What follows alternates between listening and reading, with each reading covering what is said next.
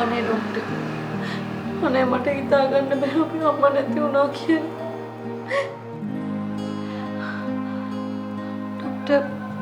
Doctor සෙනාලි එන්නේ කවද්ද?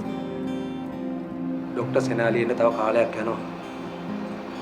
මෙහෙමයි ප්‍රාර්ථනා. අපි ආදරය කරන අපි ළඟම තියාගෙන ඉන්න කැමති අය කවදා හරි අපුව දාලා යනවා කියලා අපි නිතරම හිතන්න ඕනේ. තේරුණාද? අනේ උනාට ડોක්ටර් මම කොහොමද මේක දරාගන්නේ? ડોක්ටර් මට විනාඩියකට මයන්තගේ මුණ පොඩ්ඩක් බලන්න පුළුවන්ද? අනේ ලොකු උදව්වක් ડોක්ටර්. හරි හරි. අපි බලමුකෝ.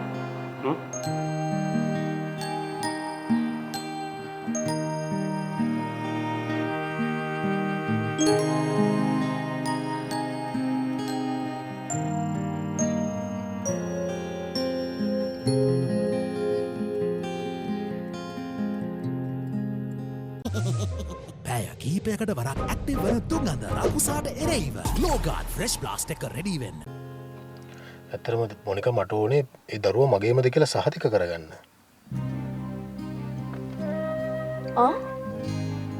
ඔයාට මාව විශ්වාස නැද්ද? ඔයා හිතන්නේ මට ඒ දවස්වල වෙන සම්බන්ධකම් තිබ්බ කියලාද? එහෙම නෙමෙයි මොනිකා, චුට්ටක් තේරුම් ගන්න. දැන් එකපාරටම මට දරුවෝ ඉන්නවයි කියලා කිව්වම මට බුදුම නැත්ද? අනික දැන් අපි දරුවව අම්මගෙන් ඉල්ලගෙන ආවනේ. දරුවව මම පරීක්ෂණ වලට දෙන්නේ නෑ ලෝෂන්. ඒක මේ බොහොම පොඩි පරීක්ෂණයක් මොනිකා. ඒකට කියන්නේ DNA ටෙස්ට් එකක් කියලා. මේ දරුවගේ කෙස් ගහකින් වුණත් ඒක කරන්න පුළුවන්. ඔයා හිතන්නේ මං ඒ ගැන දන්නේ නැහැ කියලාද? ඉතින් හරි. එහෙනම් ඒ පරීක්ෂණයෙන් ඇත්තටම දරුවා මගේ වුණොත් මම අම්මගේ දරුවා විල්ල ගන්නවා. අම්මා කීයටවත් දරුවව දෙන්නේ නැහැ. මම මේ පොඩි දවසක ළමයා වෙක් කරගෙන ආවා. එහෙම කොහොමද? ඒ වුණොත් මම නීතිමයෙන් පියවර ගන්නවා. ඔයා නඩු දානවද? ඔව්. මම මලින්දගේ නංගිට කතා කරලා තියෙන්නේ. ඔයාට පිස්සුද ලෝෂන්? ඔයා මොකටද මේ ප්‍රශ්නේ මේ මිනිස්සුන්ට කියන්න ගියේ? ඉතින් මට වෙන කියන්න කෙනෙක් නැහැනේ. මට මගේ දරුවව ගන්න ඕන වුණොත් මම නීතියෙන් හරි ගන්නවා. අයියා. ඇයි යන්නේ? මට ගෙදර යන්න ඕනේ. හරි ඉතින් මම ඔයාව කියන තැනකට ගිහින් දාන්න. මට යන්න පුළුවන්. මං කැමති නැහැ ඔයාගේ වැඩවලට.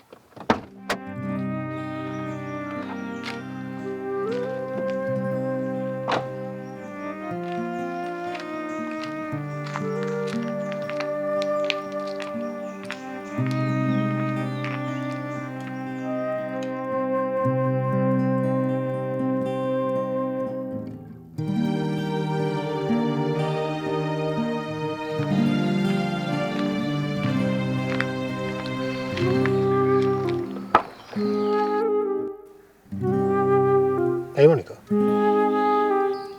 තියෙනවා නම් මට රුපියල් 200ක් දෙන්න. ආපහු දෙන්න.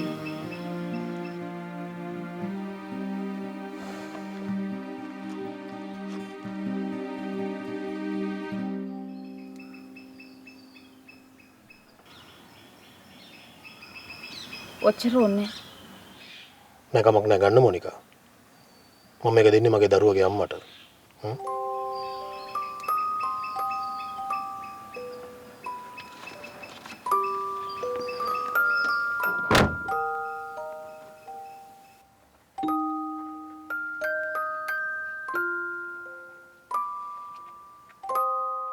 නෙල්ලි මතකෙන් ගිලිහුණු බ්ලැක් ෂයිනි කෙස් කලඹක රහස සන්සිල්ක් බ්ලැක් ෂයින් සමගින්.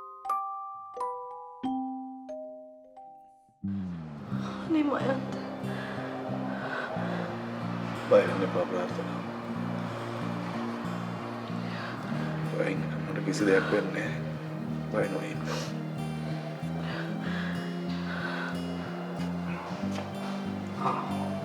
දෙන ටික වෙලාවක් කතා කරන්න. මේ ප්‍රාර්ථනා ගොඩක් වෙලා නම් බෑ. මයන්තර ප්‍රාර්ථනා බලන්න ඕන කිව්ව නිසා තමයි මම කතා කරලා පර්මිෂන් ගත්තේ. හරි. ටිකක් කතා කරලා ඉක්මනට බෙට් එකට යන්න.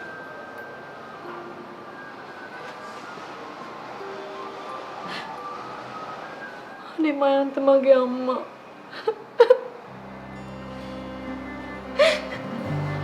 ජාන්ටි අන්තිම හුස්ම හෙලනවා මම දැක්ක ප්‍රාර්ථනා. ඒක වේදනාකාරී මරණයක්. එයා ටිකක් වෙලා මගේ දිහා බලාගෙන හිටියා ප්‍රාර්ථනා. අනේ මයන්ත.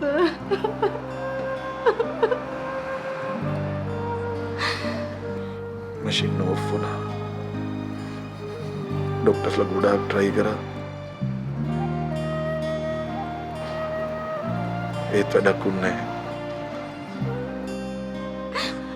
අනේ මගේ අම්මා.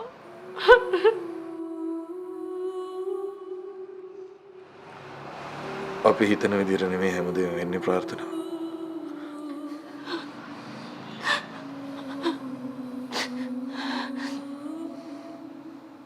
මයන්ත රිතු මන් ළඟට ආවා. එයා වෙත් හැම දෙයකටම සමාව ගත්තා. එයා කිව්වා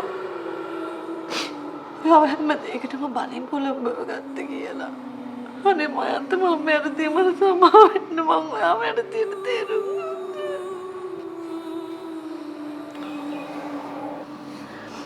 පුතුමයි රිතු ඇත්තක් කිව්වා. මට හිතා ගන්න බැරි වුණා රිතු එහෙම දෙයක් කිව්වම. එයාට උනත් තේරුම් යන්නේ නැති ප්‍රාර්ථනා බොරුවට හැමදාම අවශ්‍ය නැහැ කියලා. අනේ මයන්ත අපි ආපහු පවුලක් විදියට ඉමු. අපේ දරුවෝ වෙන්නේ. අපි ආපහු ඉස්සර වගේම සතුටින් ඉමු මයන්ත.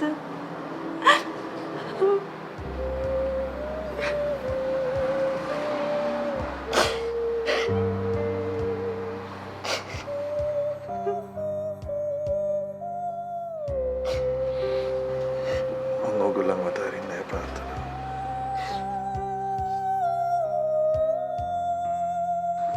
අනේ මයන්ත මට තාපහු නැතුව ඉන්න බෑ.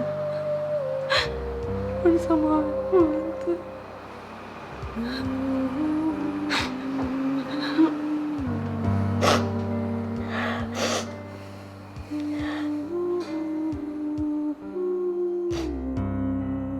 හිරුගේ පළමු කිරණ මෙන් රන්වන් වූ දීප්තිමත් සමකට ලීව ආයිෂ් කහ ෆේස් ක්‍රීම් කම්ෆර්ට් මූඩියෙන් භාගයයි කලක් පවතින අලුත් පෙනුමයි.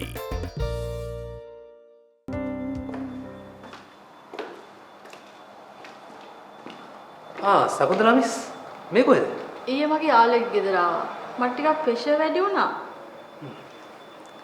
මම ඒක නිසා ඇඩ්මිට් වුණා. තව දවස් දෙක තුනක් ඉන්න කිව්වා.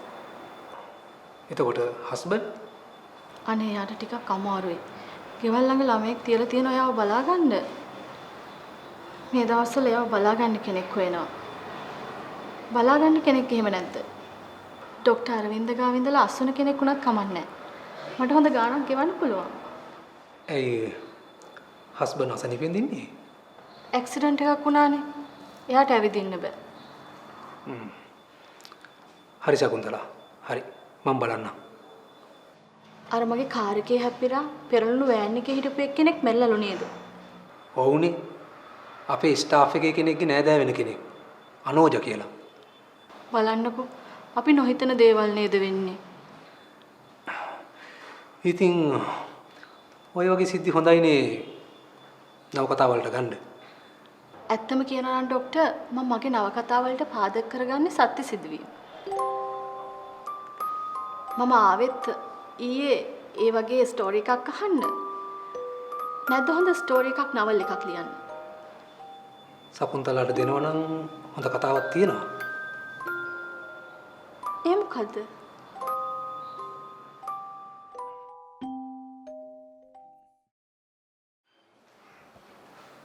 අනේ දුවේ අම්මා නැති වුණාලු නේද? ඒකනේ කවුද දන්නේ මෙහෙම දෙයක් වෙයි කියලා. අනේ ලොයිට් මහත්තයෝ අනෝජට මොකද වුනේ? මේ අපිට හිතා ගන්නවත් බැරි ඇක්සිඩන්ට් එකක් නේ වුනේ. මට දරා ගන්න බැරි වුණා. දෙයනේ මගේ පපුවත් හිර වුණා. අපි දෙන්න දඹදිව ගියානේ. ඊයේ තමයි ආවේ. එතකොටයි දන්නේ අවසන් කටයුතුත් ඉවරයි කියලා. වාඩි වෙන්නකෝ.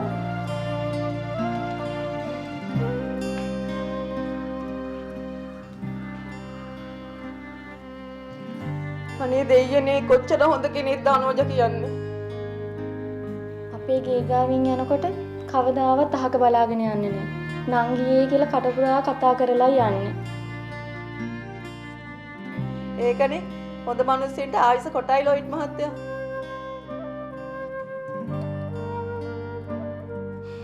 අනේ ඔව් අපිට ගොඩාක් දුකයි.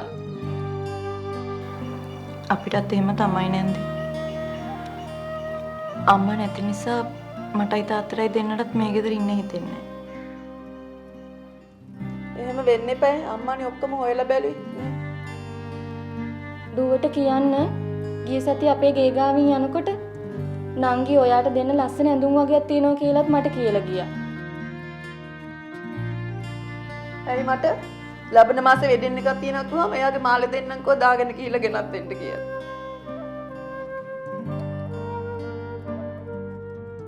අනේ ඔව් හරිම හිත හොඳයි යාගේ. අපි අපේ අම්මගේ කිසිම දෙයක් අල්ලන්නේවත් නැහැ. ඒවා එයාගේ විතරයි. හරියට හරි. ඕගොල්ලෝ යාගේ දේවල් පින් සිද්ධ වෙන්න කියලා කාට හරි දෙන්න.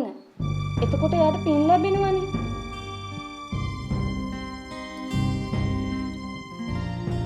ඔය මටත් දෙනවා කියලා කිව්වේ එයාගේ හොඳම ඇඳුම් හතට. අනේ ඔව් අපට උනත් අනෝජනංගේ මතක තියාගන්න පුළුවන් ඒ වගේ දෙයක් ලැබුණොත්.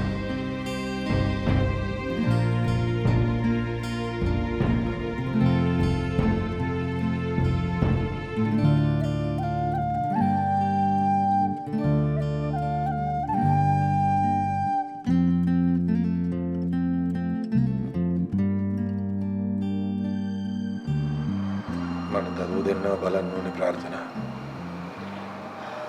සමාවට අද මොනික එක්කන් එයි. ඊයේ ආවෙත් මිනෝලි විතරයි. ඇයිෂාන් මයන්ත ශිහාන් තාම දන්නේ එයාගේ ආච්චි නැති වුණා කියලා. දැනගත්තොත් ඒ මොකක් දුක් වෙයි.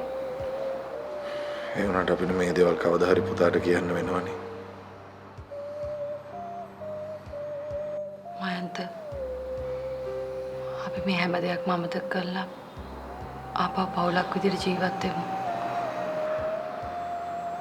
ඔව් ප්‍රාර්ථනා. අපිට කලින් වගේම ලස්සනට ජීවත් වෙන්න පුළුවන් වෙයි.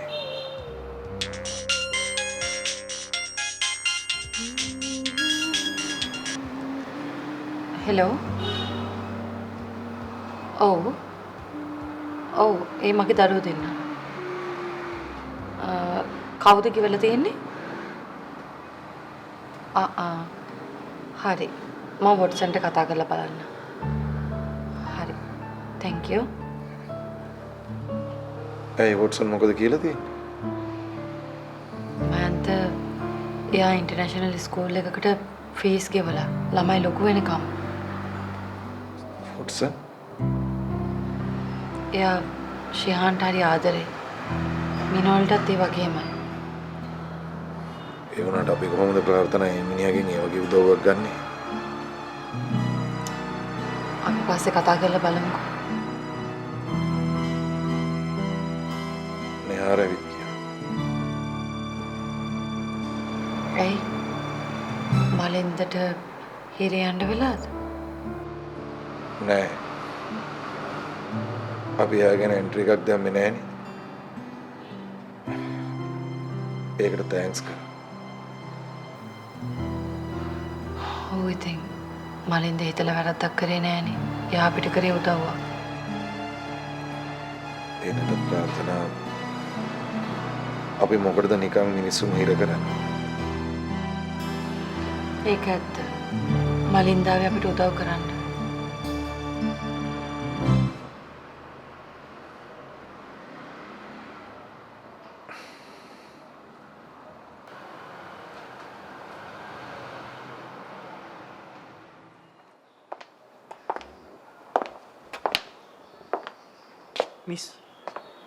මිස් කියපු විදිහටම හැම දෙයක්ම ලෑස්ති කරා.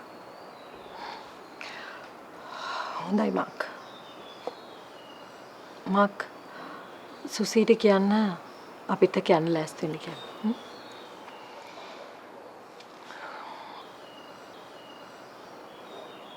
එතකොට මිස් ලන්නේ හැමතිස්සෙම එන්න බැරි වෙයි. මං ඒ ඉඳන් හැම දෙයක්ම හැන්ඩල් කරන්න.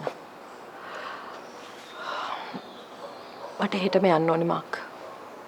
පුළුවන් නම් හෙටම තියෙන ෆ්ලයිට් එක බුක් කරන්න. එතකොට මයින්ස් මම මයින්තෝ බලන්න හොස්පිටල් එකට ගියා. මයින්ස් එක්ක කතා කරා.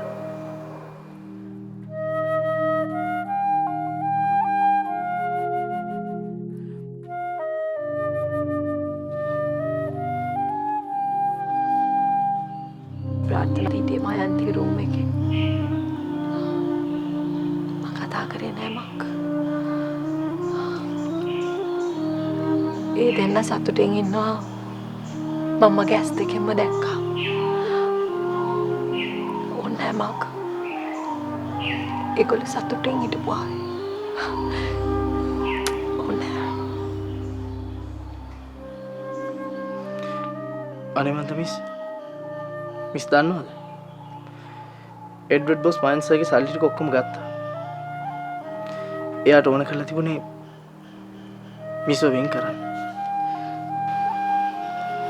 මන් දන්නවා. මාක් ඒ සල්ලි ආයේ මයන්තගේ බැංක් එකට රිෆන්ඩ් කරන්න. මට මයන්තගේ සල්ලි ඕනේ. මට මයන්තගේ සල්ලිවත් මයන්තවත් ආයේ බලන්න ඕනේ. මම හිත අදාගෙන ඉවරයි.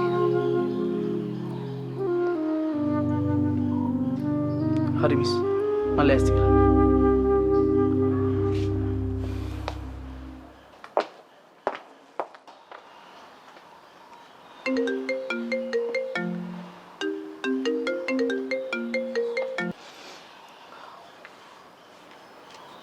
ඔව් මයන්ත.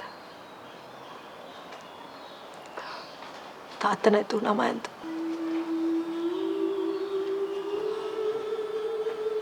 ඒක කියන්න මම ඔයාව හෙව්වා. නෑ. ඒක කමක් නෑ. මේ හැම දෙයක්ම වුණේ මගේ වැරද්දට. වාට කවදාවත් ආයෙ මව දකින්න වෙන්නේ. මීනෝල්ට උනත් හොඳ දැනීමක් තියෙනවා. ශිහාන්ට හොඳ ඉවක් තියෙනවා. ඒ නිසා ඒගොල්ලෝ මේ සමාජයේ හොඳ දරුවෝ බවට පත් වෙයි. මයන්ත